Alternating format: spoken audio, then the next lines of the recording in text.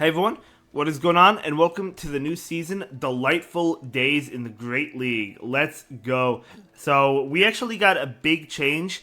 I was not expecting a big meta shakeup, but we actually got it, which is really exciting. So, of course, we're going to see a lot of familiar faces, but we're also going to see a lot of new Pokemon as well. So, PvPoke does have a preview of the next season, and I am recording this ahead of time, of course. Some things might not be 100% accurate, for example, like Ember, Acid, they have an energy generation increase, but we don't know if it's like +1 or +2. It's with the assumption that it's +1. That's usually how it goes, +1 or -1 if it's an energy generation decrease, right? But sometimes they surprise us with Steel Wing getting a +2 at one point, right? So things might not be 100% accurate, but this is what I found, and this is what I've been looking at. So let me know what you think. Let me know what you're most excited for in the comments down below. And let's go ahead and begin. So for the S rank, we do have Clodsire. Of course, Clodsire always been around with the Poison Sting, and then it has Sludge Bomb and Stone Edge and Earthquake. I like the Sludge Bomb variant for like the fairies for like Jump Bluff, although Stone Edge is strong against Jump Bluff as well. But you get to Sludge Bomb faster. Obviously, Stone Edge will be better against like Talonflame and things like that. So it really depends on the moveset and the team you want to go with. But I personally have usually enjoyed running Sludge Bomb. And then we have Jump Bluff. Jump Bluff, we've seen time and time again with the Acrobatics and Aerial Ace usually. You do see Energy Bull sometimes, but Acrobatics is just so good to pass up, and Aerial Ace is a really good bait move. So it really depends, but most of the time I would generally expect the acrobatics, because at the end of the day, if you're going up against a Gastrodon, it doesn't matter. You don't need Energy Ball. You're going to beat the Gastrodon anyway, right? So, but Energy Ball does help too. But acrobatics is just so good. You can't get rid of acrobatics, I feel like. And then we have Dusknoir. Of course, Dusknoir has Hex if you want to charge up faster, but Astonish, right, if you want to do more damage. And then Fortress. So Fortress was actually decent. Like, it was decent during the previous season, the current season. That was going on with Volt Switch, but now it has Bug Bite, and Bug Bite is just doing so much more damage. It's that much better. And with the Rock Tomb debuff, I absolutely love this. But I cannot wait to try this Pokemon, even in the Ultra League, Great League, Ultra League. Going to be fantastic Pokemon to run. So definitely want it with Bug Bite, Rock Tomb, and then Earthquake. And then we have Corviknight. Corviknight is still highly ranked.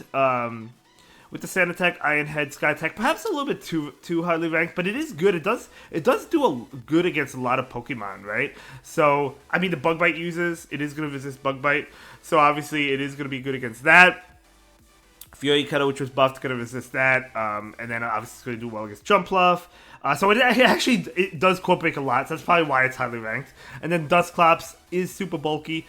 So Dusclops with the Hex, charging up to the Ice Punch and Shadow Punch, doesn't really have a huge damage output, but it is super bulky, so it is a really good Ghost type. Glowing Corsola, another bulky one. This is one I've been enjoying running, especially since I got a pretty decent one from my friend at Shiny God Kittens. Shout out to you, my friend. I don't know if you watch the videos, but thank you so much for trading me all your Corsola and giving me a good one. I really do appreciate it, as well as a good Tinkaton. I really do appreciate that as well. Always appreciate you, my friend. And then next up, we do have Glissopod, but Glissopod, instead of running Shadow Claw, you actually want Fury Cutter. So Fury Cutter is so good this season. Obviously, Shadow Claw is always good as well, but Fury Cutter getting that huge buff, Fury Cutter is so, I believe it's, you can correct me if I'm wrong, but I think it's like on the same part as like Dragon Breath. I think it's like a Dragon Breath clone. If I'm wrong, let me know about that. But it's just so good. And it's going to get to the move so fast. I can't wait to try it out. Then we have Gligar. Oh my gosh, Gligar is back. Now, here's the thing. I've loved Gligar in the past. I loved using it. I was actually kind of disappointed when it was nerfed. Yes, it deserved a nerf because it was on every team, and it was so good. But I really enjoyed running Gligar. It was just so much fun, and it helped me out so much. And it's back. But it's not back with Wing Attack. It's back with Fury Cutter. Now, it's always had Fury Cutter, but because of the buff to Fury Cutter, that's why it's going to be top meta again, in my opinion. And it still has Dig, which obviously was nerfed, so, but you still want Dig and Aerial Ace. But yeah, just, the Fury Cutter is just going to help out Gligar. I would run the Shadow Gligar, if I were you. It's just going to be so good. Samurott top meta with Fury Cutter. Let's go. Fury Cutter, another one. Hydro Cannon, of course, we know is so powerful. Mega Horn is also really powerful, so great Pokemon. Going to be really exciting to run this. Lapras with the Sidewave, we've seen this. Obviously, got buffed during the last season, so going to be really cool just to see it again. I mean, I love Lapras. Why not? The air rank, we do have Jellicent, so Jellicent charging up a little bit faster with Hex. Metang does have Fury Cutter, and it has Psyshock as well. So I think Metang is actually going to be a pretty good one to run in the Great League too. It's going to be a lot of fun. It's going to be a lot. I think it's going to be really good. I think it's going to be really good to run Metang.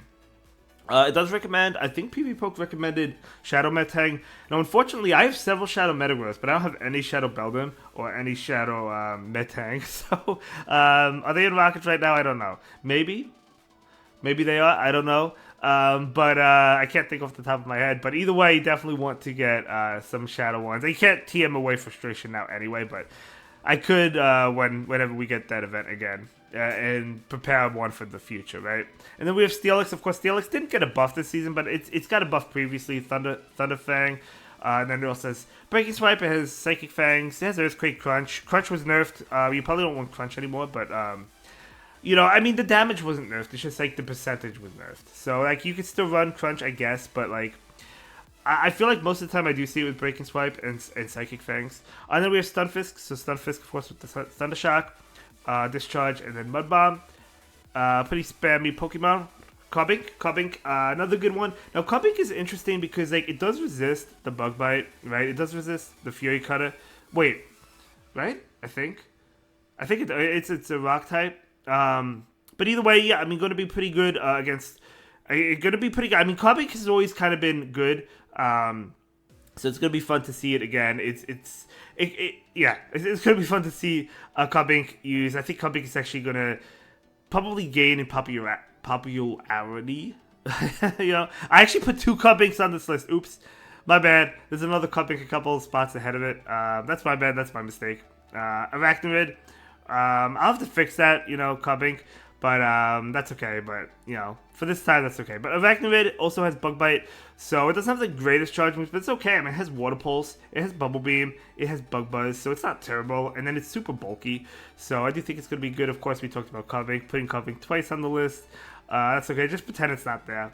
The Denny so has Thunder Shock, Play Rough, but it also has Parabolic Charge, which got buffed this season. So the Denny, I think, is going to be really good with Parabolic Charge. So it's going to be a lot of fun to see this electric type running around in the Great League. I think it's going to be pretty good. Parabolic Charge is going to be a really good move now. Then we have Tinkaton, still going to be really good. And yeah, it's just going to be fantastic. It's a Steel type, so it's resisting the Fury Cutter. It's resisting the Bug Bite. Obviously, always going to be nice there. Buildo is not the greatest move, but it's never been the greatest move, even after it was buffed a couple seasons ago, right? So it's still not terrible, though. It gets because you could bait it, and then you also have Play Rough. Gastrodon as a Mud Slap user, going to be fantastic as always. Diggersby, of course, generally just going to be as good as it's ever been, right? Moving on to the B rank, Bastiodon. I feel like it gets a little bit more play this season just because it does resist all the Fury Cutter uses. It does resist the Bug Bite attacks as well. So I think that's going to help out Bastiodon, right? But, again, it does have to be on a matchup that it wants to be on, right? Like, obviously, there are things that are going to wall it or do really well against it. Like Diggersby, for example, like Gastrodon. So, like, it's kind of like a toss-up. That's why I've personally never been the biggest fan of Bastiodon. But it is going to be pretty decent as well. I feel like it's going to return compared to it kind of fell off last season. I think we're going to see more of it this season, in my opinion, just because of the moves that were buffed. It's just going to resist, a lot of those powerful moves. So, but we'll see. We'll see. I don't think the Bastiodon Razor Leaf core will necessarily return, but I do think Bastiodon in general will be on more teams. Toxapex, not buffed this season. Hopefully it never gets buffed because it's really tanky. It's really good. So going to be pretty good as well. Again, and then Annihilate. Of course, we've seen Annihilate with Rage Fist, very powerful for Alligator or Shadow for Alligator. With that Hydro Cannon damage, I guess it moves fast. With Shadow Claw, it's just it's not really the bulkiest Pokemon. Obviously, if you want more bulk, you could run the non-Shadow, but the damage from the Shadow is insane. And then we have a Azumel. I thought Azumel would see less play. I don't know. I checked PV Poke and like the rankings for all the poison ones like Beedrill, Nidoqueen, Nidoking, very very low on the list. I thought they would be high, especially Nidoqueen. Again, things may possibly change. I'm gonna try Nidoqueen for sure. I'll probably try Nidoqueen and Nidoking on the same team with Poison Fang.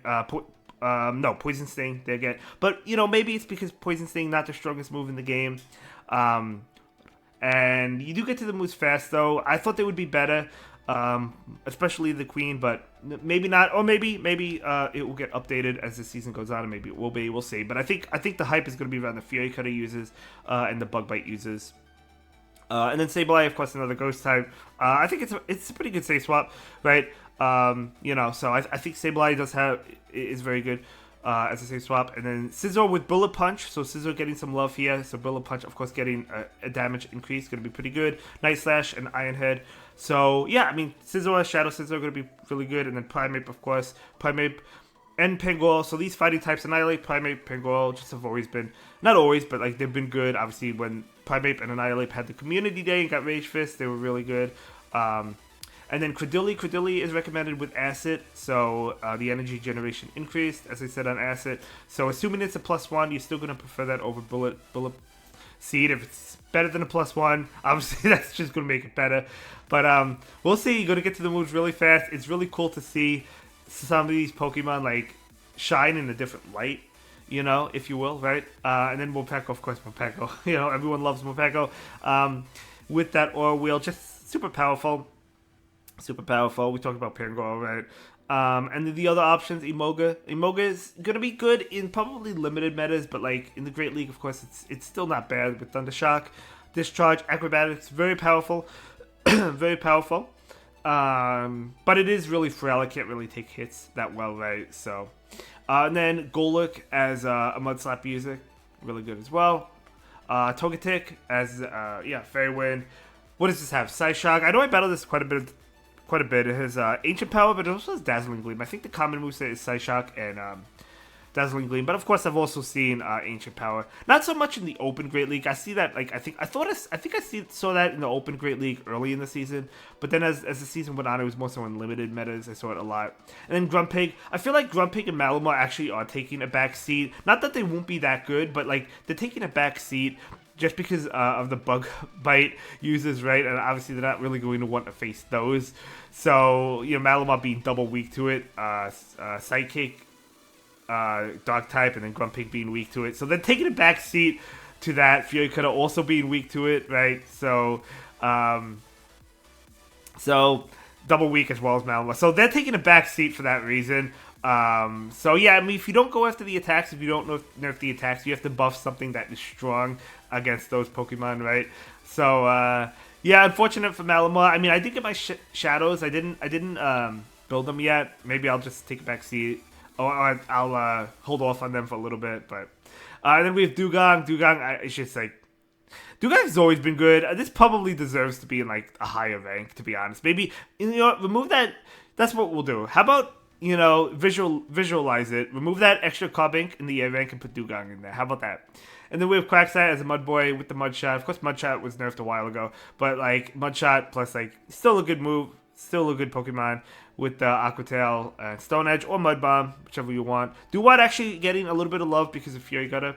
Ferret has Sucker Punch. So that's pretty good as well. Of course, we saw Ferret a lot this season. Maybe this deserves to be in the B rank or something. This is definitely a good Pokemon. And then Claydol as a Mud Slap user. Again, it's going to suffer to the Fury Cutter users. It's not really going to appreciate those. It's not going to appreciate Bug Bite either because it is a Psychic type. That's probably why, again, taking a back seat for that reason. And those moves are so powerful, a lot of people are going to be running them. And then Talonflame as well. So Talonflame will do well against those. So we'll see. Moving on to the solid team options. So for the first team, I do have a triple Fury Cutter team. So we have Metang in the lead. We have Samurott, and then Gligar. Obviously, Galiciopod could go in to replace one of these. Maybe replace the Metang or the Gligar if you want to. But no, I think that this could be a pretty good team. It's not like Triple Dragon with like Triple Dragon Breath, right? Because like obviously Fairy double resist that. Yes, there's going to be Pokemon that do resist Fury Cutter, but you also have a wide variety of charge attacks on these Pokemon. So that's why I think it's going to work. I think it's going to actually be pretty good. So I might try a team like this. We'll see. The next up, a similar team I used the current season, Tinkaton. So a Fairy type, could be a different Fairy type like a Zumel, right? And then Double Ghost, Dusclops, and Sableye. You could replace them, obviously. I like the Dusclops for the bulk. I was running Galarian Corsola and Sableye. Galarian Corsola obviously is bulky, but I also understand not a lot of people have it. Again, Dusknoir is an option. Jellicent. So you could replace the Ghost types the way you see fit. And then next up we have Jumpluff with Dedenne, and then a Mudslap using Gastrodon. Of course, this team going to be ABA weak in a way to Bastiodon. Not in a way, it is ABA weak to Bastiodon. But we'll have to see how common Bastiodon is. Of course, Gastrodon is going to do well to Bastiodon or to Carbink, right? But I do like the Acrobatics Aerial Ace moveset on the Gastrodon, personally. Next up, we have double Bug Bite users with Fortress and Arachnoid. And then we have Stunfisk in the lead. Of course, the backline not going to appreciate the Carbink, not going to appreciate the Bastiodon, but the Stunfisk will.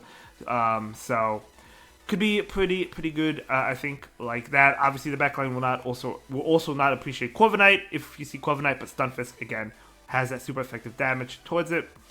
And then we have another team. We have Tinkaton, Double Ghost. I put this team twice, I guess, by accident. Oops, but it's different Ghost teams.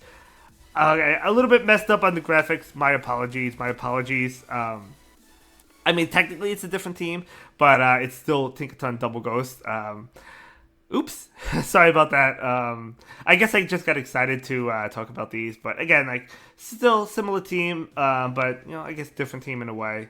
So Tinkaton Double Ghost, if you will, right? You could run that, and then the final team that I have in the graphic is going to be that Cradily with Clodsire and Glaciopod. So yeah, I mean, Acid obviously on that Cradily is going to be really exciting to run instead of Bullet Seed, and then of course I like Sludge Bomb, but Stone Edge is an option. And then we have Glaciopod with Fury Cutter. So let me know what you think of these teams. Sorry I messed up on the graphics a little bit with the Carbink and then with the Tinkaton Double Ghost team. But again, that will be it for this one, and I'll see you all in the next video, in the next meta guide. We do have another meta as well running alongside the Open Great League. I'm going to be starting in the Open Great League, but because I'm excited to try a lot of these new Pokemon. But anyway, I'll see you in the next one. Have a great day. Thank you so much for watching. Bye.